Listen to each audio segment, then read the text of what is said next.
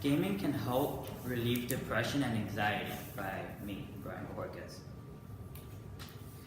So, in the stimulus material, there was a certain quote that made me start thinking about this. The quote was, "If we want to solve problems like hunger, poverty, climate change, global conflict, obesity, I believe that we need to aspire to play games."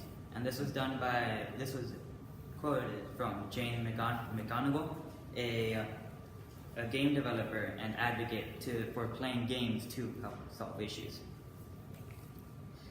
Now,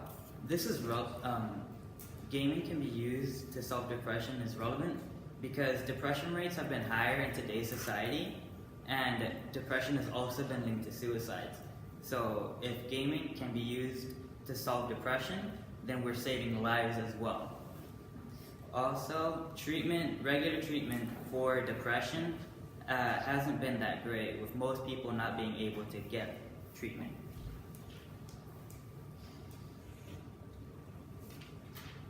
So, to start, gaming can be an efficient treatment for depression. It's effective, it's available, and it's growing.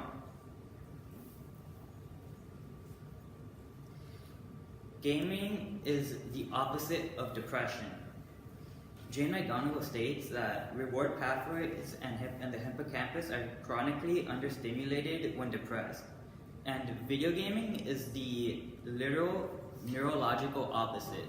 So this means that by gaming, you're essentially throwing off everything that's happening to your brain from your depression. So you're staying at a stable place. Gaming also keeps attention, and this is important because if games can be played extensively, then this effect that they're having on our brain that's turning back the depression is eventually going to overpower the depression and make our brain even better.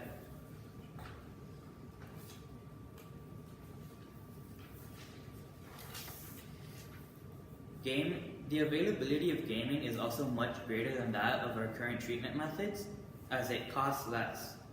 And a study by Psychology Today found that 47.7% of the people who they surveyed could not afford to pay for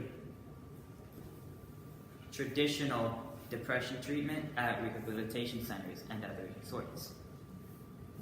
Also, gaming is easily accessible for children and others alike.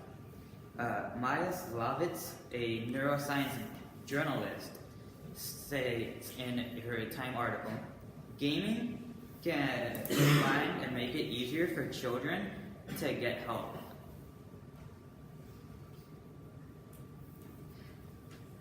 There's also great opportunity for growth with gaming to cure depression.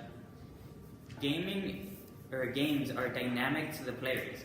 Every decision that a player makes in a game could eventually affect the outcome or the story and how it progresses. There's even been games made for curing depression, and this is something relatively new, so there's great opportunity for growth in that area as well. One such game is Sparks, and that game in studies, it's been found to be very effective. However, gaming has been connected to causing depression. As found by the Bloomberg School of Public Health, people in the more heavy class gaming have been found to have more depressive symptoms. And while many studies back up this claim, Jane McGonigal actually tells us one of the reasons why. And that's the escapist mindset that people usually have while playing games. Most people, or a lot of people, will play games, try to play so that they don't have to worry about their real lives and what's happening currently.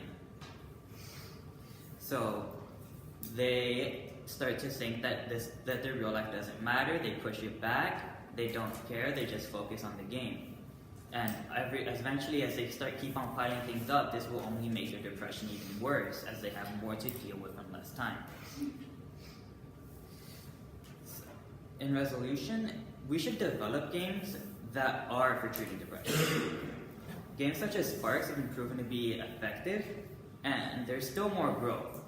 Gaming is effective, it's available, and